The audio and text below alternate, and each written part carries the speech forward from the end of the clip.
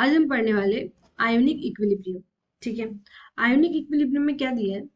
Chemical reaction in a solution. कोई भी chemical reaction जब सॉल्यूशन में होती है, play important role in the chemistry. उसका बहुत इंपॉर्टेंस होता है केमिस्ट्री में। For example, sodium chloride does not conduct electricity in a solid state. Sodium chloride जो होता है वो सॉलिड स्टेट में जब होता है तो वो इलेक्ट्रिसिटी कंडक्ट नहीं करता। पर जब however when it dissolve in a water, जब वो वाटर में डिजोल्व होता है, it become good conductor of electricity, तब वो गुड कंडक्टर होता है इलेक्ट्रिसिटी के लिए।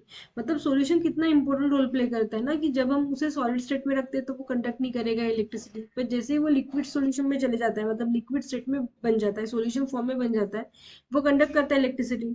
तो इस कंसेप्ट के अकॉर्डिंग माइकल फैराडे ने क्लासिफाई किया था सब्सटेंस को दो टाइप में, एक इलेक्ट्रोलाइट और दूसरा नॉन इलेक्ट्रोलाइट। ठीक है, तो हमें क्या पढ़ना है? हमें समझना है कि इलेक्ट्रोलाइट मतलब क्या होता है, नॉन इलेक्ट्रोलाइट मतलब क्या होता है। देखते हैं।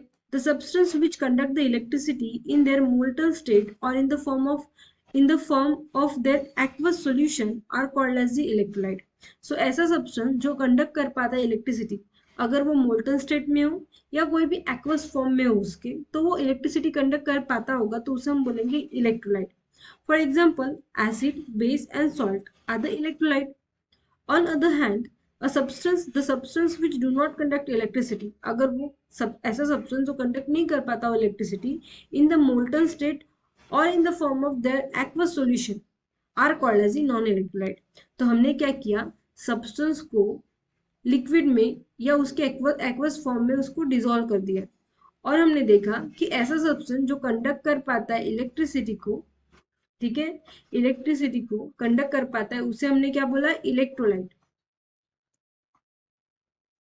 और जो सब्सटेंस कंडक्ट नहीं कर पाता इलेक्ट्रिसिटी को, उसे हमने नाम दिया non electrolyte.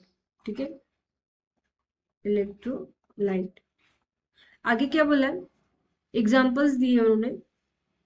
The substance like sugar, urea, glycerine etcetera are non electrolyte. तो ये क्या है? नॉन इलेक्ट्रोलाइट सब्सटेंस है। और इलेक्ट्रोलाइट क्या है? NaCl। ठीक है, when an electrolyte is dissolved in a water, जब हम इलेक्ट्रोलाइट को डिसॉल्व करते हैं वाटर में, it splits up into the ions। वो क्या होता है? स्प्लिट होता है आयंस में। For example, sodium chloride in the solid state exist as the collection of positively charged sodium ions, that is cation, and negatively charged chloride ions, that is anion। तो हमने देखा कि जैसे सोडियम क्लोराइड जो होता है solid form में कैसे होता है? कलेक्शन की फॉर्म में होता है कि Na प्लस और Cl माइनस पास पास में होंगे। They are held together by the strong electrostatic force of attraction in a solid state. तो उनमें क्या होता है? पॉजिटिव और निगेटिव आयन का इलेक्ट्रोस्टैटिक फोर्स ऑफ अट्रैक्शन होता है, जिनकी वजह से वो कलेक्टिव फॉर्म में प्रेजेंट होते हैं सॉलिड स्टेट में। Due to this strong attractive force, the ions do not move freely and therefore do not conduct electricity in a solid state।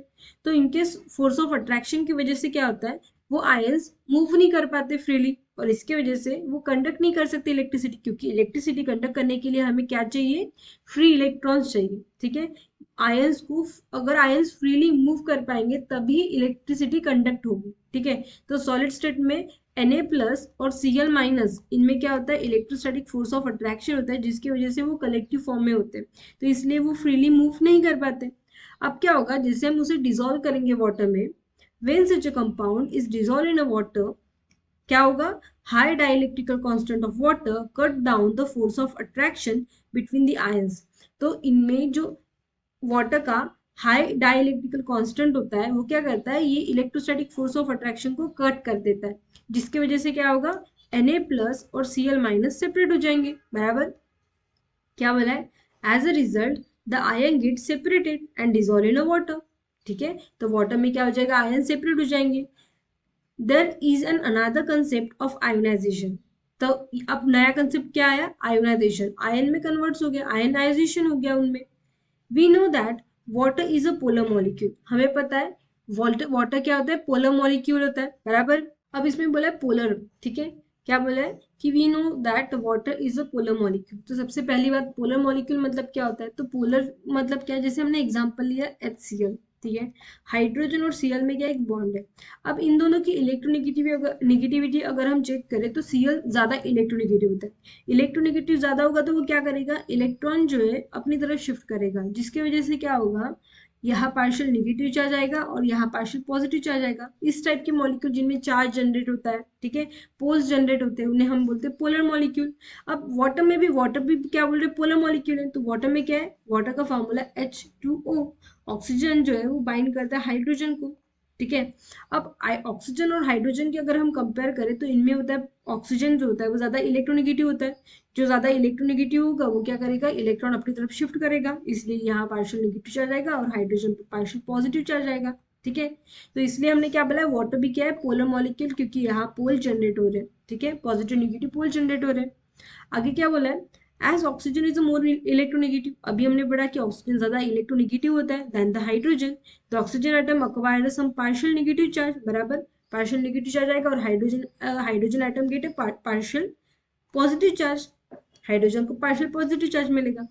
When electrolyte से NaCl is dissolve in water, जब हम NaCl को डिजोल्व करते हैं water में, polar water molecule arrange themselves around the ion. तो water molecule क्या करते हैं, अरेंज होता है NaCl के अराउंड। देखते हैं क्या है कि हमारे पास है वाटर, पोलर नेचर क्या है, जैसे हमने NaCl डाल दिया तो क्या हो जाएगा, ये वाटर मॉलिक्यूल जो है वो अटैक करेगा NaCl पे। अब क्या होगा कि हमें ये पता है कि NaCl में Na जो होता है वो पॉजिटिव चार्ज होता है और Cl जो होता है वो निगेटिव चार्ज का होता है। और इसमें क्या है, वाटर में ऑक्सीजन निगेटिव चार्ज का है और हाइड्रोजन पॉजिटिव चार्ज के, बराबर। तो पॉजिटिव पॉजिटिव को अट्रैक्ट करेगा नहीं, पॉजिटिव निगेटिव को अट्रैक्ट करेगा, मतलब Na के अराउंड कौन होंगे, ऑक्सीजन होंगे, पूरे घेर लेंगे ऑक्सीजन Na को। सिमिलरली Cl जो होगा निगेटिव है तो उसको कौन अट्रैक्ट करेगा, हाइड्रोजन अपनी तरफ अट्रैक्ट करेगा। मतलब यहाँ जो बॉन्ड था Na और Cl का वो क्या हो जाएगा, वो वीक हो जाएगा, ब्रेक डाउन हो जाएगा, क्योंकि इसके आजू बाजू कौन आ जाएंगे, वाटर मॉलिक्यूल आ जाएंगे, ऑक्सीजन की तरफ वाले आ जाएंगे, बराबर। सिमिलरली Cl जो है उसको भी वाटर मॉलिक्यूल कवर कर लेंगे, हाइड्रोजन वाले, बराबर, हाइड्रोजन जिनकी तरफ हाइड्रोजन है वो वाले अट्रैक्ट कर लेंगे। तो जिसकी वजह से क्या होगा कि ये बीच में क्या हो रहा है, वाटर मॉलिक्यूल आ रहे हैं, जिसकी वजह से Cl और Na का बॉन्ड जो है वो क्या हो जाएगा, वीक हो जाएगा, बराबर। समझा कंसेप्ट। अब पढ़ते हैं क्या बोला है उन्होंने, around the positively charge Na ions, ठीक है, the water molecule arrange themselves with their negative pole facing ion, while around the negatively charged Cl ion, they arrange themselves with their positive pole facing the ion. This is shown in the figure 17. Due to the force of attraction between the ions and water molecule, electrostatic force which bind the ion into the definite arrangement are weekend. तो इसकी वजह से force क्या हो गया, weekend हो गया। तो जब अभी जो हमने अभी पढ़ा वही बात, जो हमने समझी वही बात उन्होंने बोली है। क्या बोला है कि Na+ जो होता है पॉजिटिव होता है, ठीक है। The water molecule arrange themselves with their negative pole, बराबर। तो वाटर मॉलिक्यूल कैसे Na को कैसे सराउंड करते हैं, नेगेटिव पोल के अराउंड, ठीक है, क्योंकि Na जो होता है वो होता है पॉजिटिव। तो वाटर मॉलिक्यूल कैसे अरेंज होते हैं कि यहाँ नेगेटिव पोल मिले, और नेगेटिव पोल कैसे मिलेंगे, ऑक्सीजन आएगा, ठीक है, facing the ion. while around the negatively charged ion जो Cl माइनस है वो क्या है, negative, they arrange themselves with their positive pole facing the ion। तो यहाँ क्या होगा, पॉजिटिव चार्ज वाले आयंस फेस करेंगे इसको, ठीक है, मतलब H+ आ जाएंगे, ठीक है। और ये जो दिया है वो स्ट्रक्चर में हमें दिया है, ठीक है। सामने के आगे क्या बोला है कि due to the force of attraction between the ions, ये जो फोर्स ऑफ अट्रैक्शन था, and the water molecule, the electrostatic force was bind the ion into definite arrangement at the weekend। ये जो इलेक्ट्रोस्टैटिक फोर्स ऑफ अट्रैक्शन था Cl- और Na+ का, वो क्या हो जाएगा, इनके वजह से वीक हो जाएगा, बराबर। आगे बढ़ते हैं, आगे क्या बोला है, therefore the ion are set free from the crystal। और इसकी वजह से क्या हो जाएगा, आयन जो है वो क्या हो जाएंगे, फ्री हो जाएंगे and drag into the solution, और सॉल्यूशन में अच्छे से मतलब निकल जाएंगे आयंस की फॉर्म में, ठीक है। The resulting ion in a solution remains surrounded by the water molecule and are said to be hydrated. तो ये जो ions निकल गए, ठीक है, वो क्या होंगे, वो हमेशा surrounded by the water, it is surrounded by the water, और इसलिए हम उसे क्या बोलते हैं, hydrated. And this hydration of ion with water molecule stabilize them. और ये ion जो वो stable क्यों है, क्योंकि इसको water molecule ने surround किया, ठीक है, इसलिए वो stable है. आगे क्या बोला है, the force of attraction between the positively charge ion are inversely proportional to the dielectrical constant of the medium. तो ये जो फोर्स ऑफ अट्रैक्शन होता है, ठीक है, ये इनवर्सली प्रोपोर्शनल होता है डाइलेक्ट्रिकल कांस्टेंट पे. मतलब जितना ज्यादा डाइलेक्ट्रिकल कांस्टेंट होगा उतना हमें कम फोर्स लगेगा किसी भी चीज को सेपरेट करने के लिए, ठीक है. मतलब NaCl जो है, NaCl हमने लिया, ठीक है, इनमें क्या था, force, electrostatic force of attraction था. हमारा वाटर जो है उसका डाइलेक्ट्रिकल कांस्टेंट ज्यादा है, इसलिए ही हमें यहाँ ब्रेक करने के लिए कम फोर्स लगा, ठीक है. मतलब ये इनवर्सली प्रोपोर्शनल है, जितना ज्यादा डाइलेक्ट्रिकल कांस्टेंट उतना हमें फोर्स जो है वो क्या लगता है, कम लगता है, ठीक है. और जितना ज्यादा फोर्स कम लगेगा उतने क्या होंगे, हमारे आयंस जो होंगे वो ज्यादा होंगे, मतलब हमारा डिसॉल्विंग पावर जो होगा वो क्या होगा, ज्यादा होगा, बराबर. सो आगे पढ़ते हैं. ग्रेटर द डाइलेक्ट्रिकल कांस्टेंट, जितना ज्यादा डाइलेक्ट्रिकल कांस्टेंट होगा, greater the dissolving power of a solvent, उतना ज्यादा डिसॉल्विंग पावर होगी, बराबर. The dielectrical constant of water is 80, dielectrical constant water का 80 है, and therefore those force reduced by the factor about 80 in the aqueous solution and ion become free to move. तो इसलिए हमें क्या मिलेगा, अच्छे से आयंस मिलेंगे और वो इजीली क्या होंगे, मूव हो पाएंगे, बराबर. आगे बढ़ते हैं. It is found that sodium chloride is almost completely ionize. ऐसा देखा गया है कि सोडियम क्लोराइड NaCl जो है कंप्लीटली आयोनाइज होता है. हम तो ये नॉर्मल भी चेक कर सकते हैं, क्योंकि हम शरबत पीते तो हम उसमें सॉल्ट डालते तो वो कंप्लीट डिजोल्व हो जाता है, उसके बाद हमें ऐसे दिखता नहीं कि अच्छा NaCl की कुछ पार्टिकल्स बचे, कंप्लीट डिजोल्व हो जाता है वो, ठीक है. However all substance do not ionize in ionize to same extent. सभी सब्सटेंस NaCl की तरह पूरे के पूरे डिजोल्व नहीं हो पाएंगे. The degree of ionization depend upon the polarity and strength of bond and extend the solvation of ion form. तो ये डिपेंड करता है कि डिग्री ऑफ आयोनाइजेशन कितना है, ठीक है. मतलब डिग्री ऑफ आयोनाइजेशन मतलब क्या हो जाएगा, तो इसका मतलब ये कि कोई भी सब्सटेंस कितना डिजोल्व हो रहा है. मतलब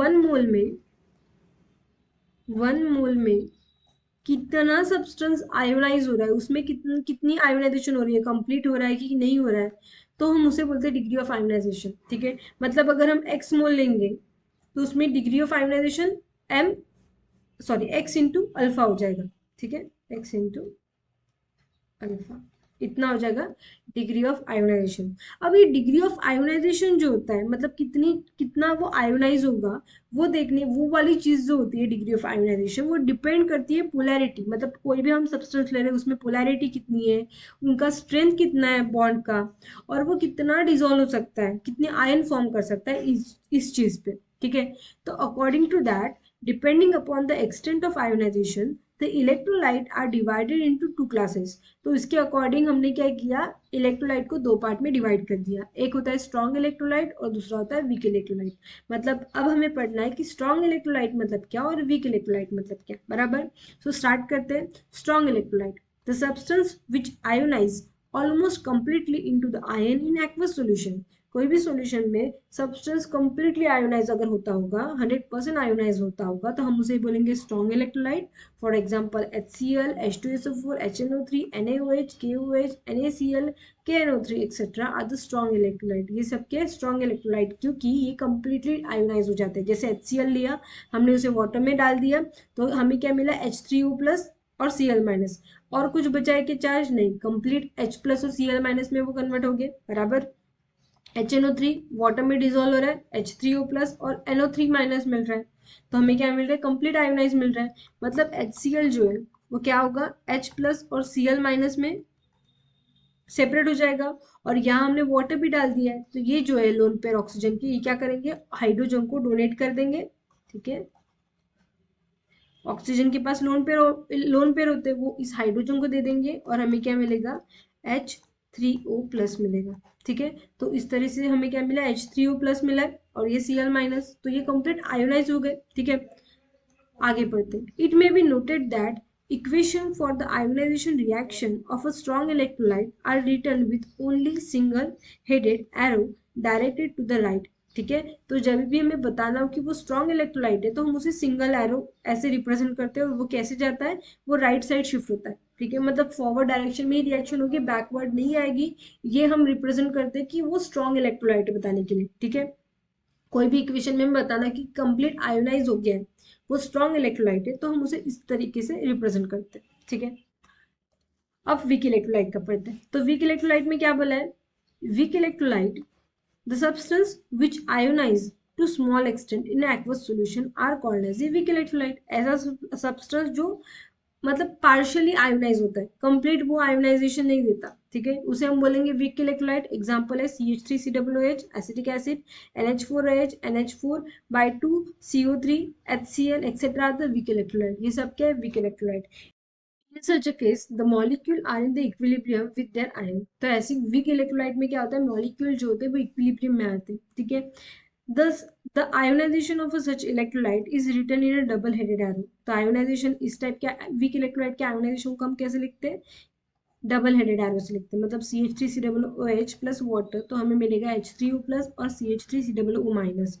NH3 और वाटर का ऐड करेंगे तो हमें मिलेगा NH4 प्लस और OH माइनस। ठीक है, the strong electrolyte are almost completely ionize. Strong electrolyte जो होते हैं वो कंप्लीटली आयोनाइज होते हैं। ठीक है, the unionized molecule are present in such a small extent that it is not any significant to study the ionization constant of strong electrolyte। मतलब थोड़ा बहुत बच भी गया होगा तो वो उतना सिग्निफिकेंट रोल प्ले नहीं करता। ठीक है, however weak electrolyte are only partially ionized। weak electrolyte partially ionized होते हैं and the dynamic equilibrium is established after some time। और उसमें क्या होता है, dynamic equilibrium establish होता है। ठीक है, between the ions and unionized molecule। This is called as the ionic equilibrium। Equilibrium, तो उसे हम क्या बोलते हैं, आयोनिक इक्विलिब्रियम बोलते हैं। मतलब आयोनिक इक्विलिब्रियम में पहली बात तो हमें क्या पढ़ना है, हमें वीक इलेक्ट्रोलाइट के बारे में पढ़ना है, क्योंकि वीक इलेक्ट्रोलाइट जो होता है पार्शियली आयोनाइज होता है और उनमें क्या होता है, डायनामिक इक्विलिब्रियम तैयार होता है किनके बीच में, तो जो आयोनाइज हुए उनके बीच में और अनआयोनाइज मॉलिक्यूल के बीच में। मतलब वीक इलेक्ट्रोलाइट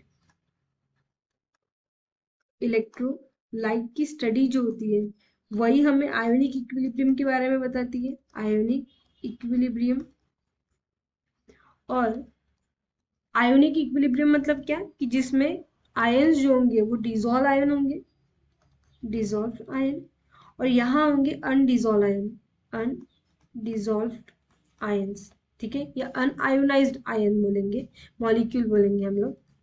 इनके बीच में क्या हो रहा है, एक इक्विलिब्रियम स्टैब्लिश हो रहा है, उसे हम बोलते हैं आयोनिक इक्विलिब्रियम। ठीक है, दस the ionic equilibrium is.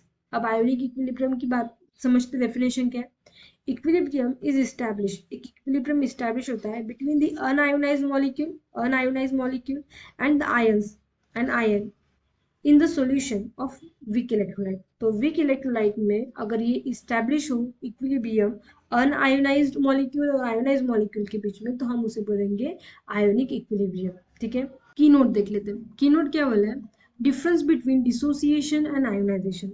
Difference होता है किसमें, डिसोसिएशन टर्म में और आयोनाइजेशन टर्म में, वो हमें देखना है। अब जब हम डिसोसिएशन और आयोनाइजेशन देख रहे हैं तो पहले एक्सप्लेन कर लेती हूँ मैं, उसके बाद में हम वर्ड टू वर्ड समझेंगे। जब हम बोलते हैं डिसोसिएशन तो इसमें क्या होता है, जैसे हमने एग्जांपल लिया NaCl। NaCl जो है ऑलरेडी आयोनिक फॉर्म में, बराबर Na प्लस और Cl फॉर्म में ही रहता है वो सॉलिड स्टेट में। ठीक है, आयोनिक फॉर्म में ही प्रेजेंट होता है। इनमें क्या होता है, इलेक्ट्रोस्टैटिक फोर्स ऑफ अट्रैक्शन होता है। जैसे हम इसमें क्या करते हैं, वाटर डाल देते हैं, या NaCl को जब वाटर में डिजोल्व करते हैं हमें मिलता है आयंस Na प्लस और Cl माइनस। तो ऑलरेडी अगर कोई आयोनिक कंपाउंड हो, ठीक है, और वो जब वाटर में डिजोल्व होता है और वो आयंस देता है तो हम उसे क्या बोलते हैं, डिसोसिएशन बोलते हैं। क्या बोलते हैं, डिसोसिएशन। बस डिसोसिएट हुआ है वो, क्योंकि ऑलरेडी आयनिक फॉर्म में ही था, अब बस डिसोसिएट हुआ है, ये बॉन्ड बस ब्रेक हुआ है। पर अगर कोई न्यूट्रल मॉलिक्यूल हो, या हम बोलेंगे ऐसा मॉलिक्यूल जिनमें हम बोल सकते हैं polar covalent bond, polar covalent compound अगर हो, एग्जाम्पल लेते हैं HCl। HCl जो है इसमें partial positive charge partial positive charge है हाइड्रोजन पे, पार्शियल नेगेटिव चार्ज है Cl पे। तो ये पोलर कोवैलेंट कंपाउंड है, यहाँ कोवैलेंट बॉन्ड है, आयोनिक बॉन्ड में क्या नहीं है। तो ये क्या हुआ, एक न्यूट्रल मॉलिक्यूल हम बोल सकते हैं, या हम बोलेंगे पोलर कोवैलेंट कंपाउंड है।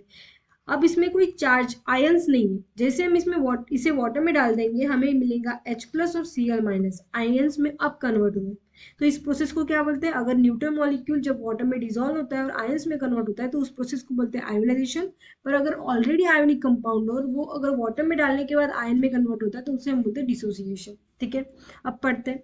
डिसोसिएशन मतलब क्या, refer to the process of separation of ion. इसमें क्या हो रहा है, बस सेपरेट हो रहे हैं ions already present in a solid state, जो ऑलरेडी प्रेजेंट थे सॉलिड स्टेट में आयंस के फॉर्म में ही, when dissolve in a water और अ सॉल्वेंट।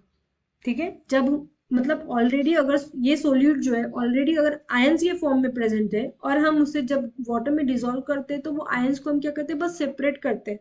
तो उस प्रोसेस को हम क्या बोलेंगे, डिसोसिएशन। एग्जाम्पल क्या है, एग्जाम्पल है dissociation of sodium chloride in water. Ionization, अब ये हुआ डिसोसिएशन टर्म। अब आयोनाइजेशन टर्म समझते हैं। Ionization refer to the process in which a neutral molecule, जो हमने न्यूट्रल मॉलिक्यूल लिया, ठीक है, which does not contain ions split into charge ion, वो आयंस में कन्वर्ट हुए क्या नहीं, when dissolve in a water और सॉल्वेंट। ठीक है, जैसे वो डिसॉल्व हो जाएंगे उसके बाद में वो आयंस में कन्वर्ट हो जाएंगे, मतलब ऑलरेडी आयंस के फॉर्म में प्रेजेंट नहीं थे वो। For example ionization of neutral molecule such as HCl in water.